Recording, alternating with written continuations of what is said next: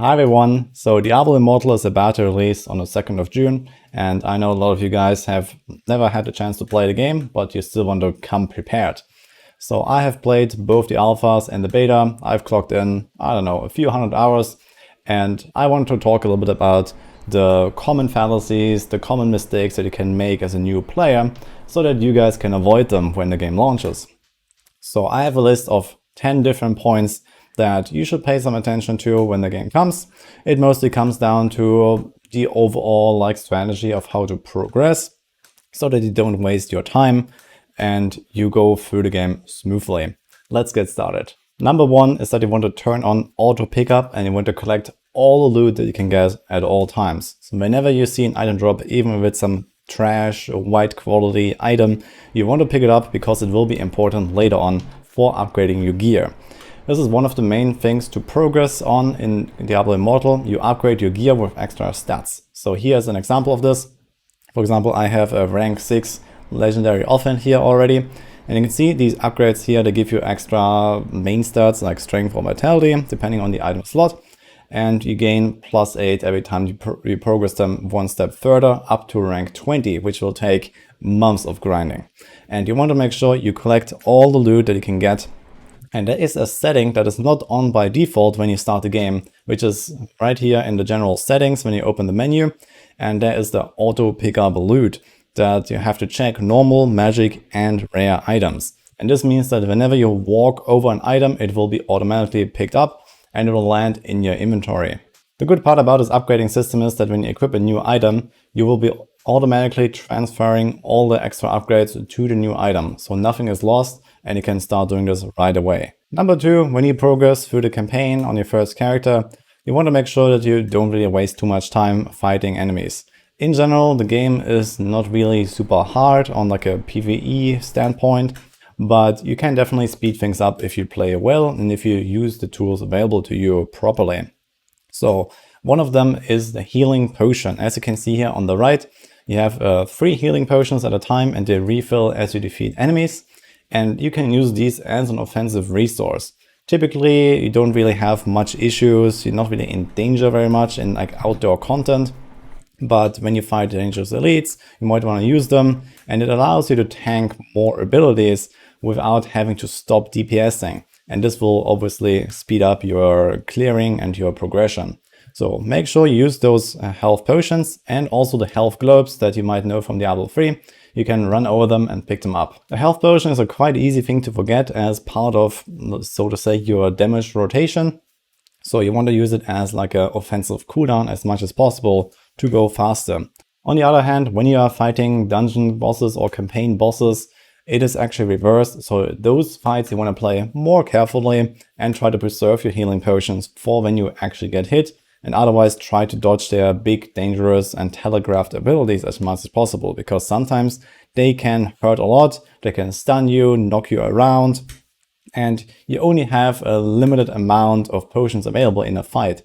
And if you run out of healing, you're gonna have some trouble. So, in short, make sure you use the potion as offensively as possible, especially against weak enemies, but preserve it when you're fighting bosses. Tip number 3.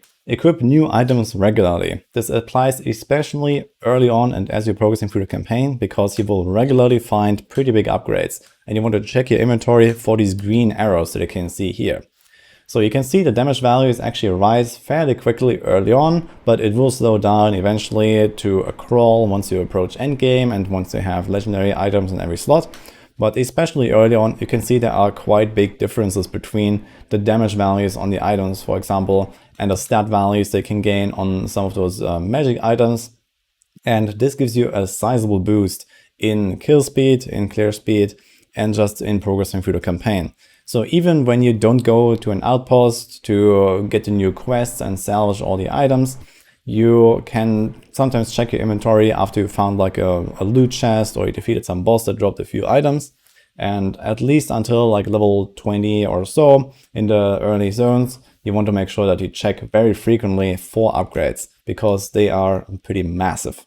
Number 4, don't turn in your battle pass quest rewards too early. So when you play through the game, you will have certain achievements that you unlock over time, and there is this little red flashing icon here enticing you to click on it and turn in those rewards. But you actually want to wait until certain steps in the campaign before doing this, because you can get more out of it. So once you're done with the Shazar Sea Zone, you will head to the Library of Salt and Cool, which is the first time you hit a roadblock in the campaign, and you can't progress until you have reached at least level 35. Typically, you're gonna end up somewhere at around level 30 to level 32 or so at this point, so you're gonna be kind of close. But there are these roadblocks throughout the campaign and in the future zones where you cannot progress until you grind a few levels, which is typically done with the Battle Pass turn-in rewards and dungeon runs. Now the great thing is that you actually gain quite a lot of experience from the Battle Pass, and these are just objectives you complete on the way. You'll also get a pop-up here in the middle of the screen that shows monster difficulty is very high, and there is a system in place that prevents you from effectively dealing with enemies when you are under-leveled. You're gonna find this in various places, and also later on in the endgame progression and in the different endgame difficulties, where you simply cannot really deal much damage to enemies anymore, despite you having a rather strong character. But luckily there are the Battle Pass rewards, and you can turn them in for a lot of XP, and you can see the XP bar on the bottom here right now, and it will fill up a lot from those Battle Pass rank up rewards. And this is a step where you want to do this. And after you've completed this zone, you're going to go to the next zone, and there's a similar roadblock where you need to be, I believe, level 41 in Bilefen, for example. And you always wait until you have completed one of the zones to turn in everything that you can. You gain lots of extra levels, maybe like half a level, 1 level, even 1.5 levels, basically for free. But you gain more the later you do it. Tip number 5, don't skip Diablo Immortal Day. So there is a system in place that rewards you very strongly for playing just a tiny bit every single day, which is the free daily reward. And you gain that on killing the first enemy. There's a thing of literally 20 seconds logging into the game, getting one enemy done, and you get this daily reward. So the rewards change around depending on the week and the day, but it is definitely by far the most valuable reward in terms of time spent versus what you gain. So this is really a big incentive to get you to log in, and you should definitely do that. If you have only half a minute somewhere, you should at least get the daily reward. There is also another important system in place that you unlock later in the campaign at around level 41, which is the Helicarry. And this allows you to start collecting scoria. And the main reason why you want to do this is that it can boost your character's offensive and defensive ratings, which is connected to progressing to higher difficulty levels with this scaling mechanism I just described. So once you have unlocked this Helicarry once in the campaign, you can start collecting scoria daily from a special daily Battle Pass quest. And this is also another thing that you want to do every single time. This is what this daily Battle Pass quest looks like, and it gives you quite a lot of freedom in what to do. And you can accumulate 120 Battle Pass points, usually quite quickly, in maybe 15 to 30 minutes or so. And you can also stack this up to 3 times, that if you don't log in 1 or 2 days, nothing is lost until the 3rd day, where you can do all 3 in a row. So this is definitely something to keep an eye on, because this is also where you get scoria, which is one of the most important resources that I just described, on top of other things like platinum, gems, and even charms. Number 6, don't make more than 1 character. So you do have multiple character slots, and you can create multiple characters, and maybe you want to do that very early on to get a little bit of a feel for the class, try it out and just see how it is. But realistically, you're going to have one main character that you're going to progress on, and this is it. There's no point in trying to grind up multiple characters and have alts and swap around between them, because there is actually a class change feature that Blizzard has announced that will come shortly after Immortal release. So make sure that when you start out the game, you choose a class that you like, something that seems fun to you, something that you know you will enjoy, and just start progressing with it. If you don't like a choice, you can change it later. This is totally fine. And there will be a bit of a cooldown on swapping back and forth between the classes, they said. We don't know the exact details yet, but the truth is that you will not be able to maintain a roster of multiple characters. you have to grind on your one character. And when you do this class change, you will basically transfer everything into a new character anyway. So there's not even a point in doing it. The trading in Diablo Immortal is very limited, and you also can't share items back and forth between your characters. So literally all progression is lost when you make a new character. Number 7, don't waste your precious resources. So when you play Diablo Immortal, there are a few different currencies that you obtain over time, either from playing the game or from the shop. So for example, there's gold, which is used for mainly creating clans or for gambling items, and also for trading at the marketplace. Then there's platinum, which is kind of rare, but you can use this for buying items at the marketplace, for example, like legendary gems. And there's also eternal orbs that mainly are acquired from the in-game shop. And then there's also hills, which is like mostly a kind of PvP resource, but you also gain it from certain steps of the battle pass, rank rewards. One of the main ways to spend your gold is going to be gambling items. So this is a bit similar to how it works with greed in Diablo 2 or Kadala in Diablo 3, where you can just try to get maybe a lucky upgrade. But most importantly, you want to keep some gold around. It will also be needed for upgrading your items at the blacksmith with the salvage materials from earlier. So you always want to make sure you don't go, very low with your gold, because the chances of actually getting a good item from gambling are very low. This is really something where you sink your gold in when you have way too much.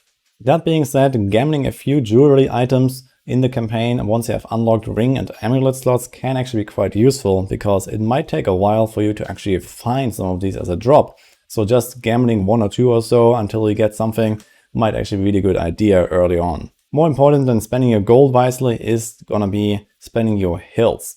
So especially as a free-to-play player or close to that, you're gonna be very short on legendary crests, which are needed to gain legendary gems that you need to socket into items. So there is a hills trader, and you can see here there is like a monthly purchase limit of 1 legendary crest.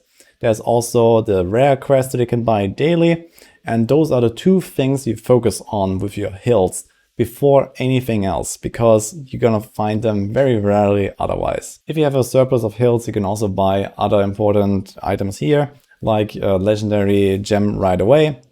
There's also legendary items that you can get, but this might just be any kind of random legendary item that doesn't really help you very much.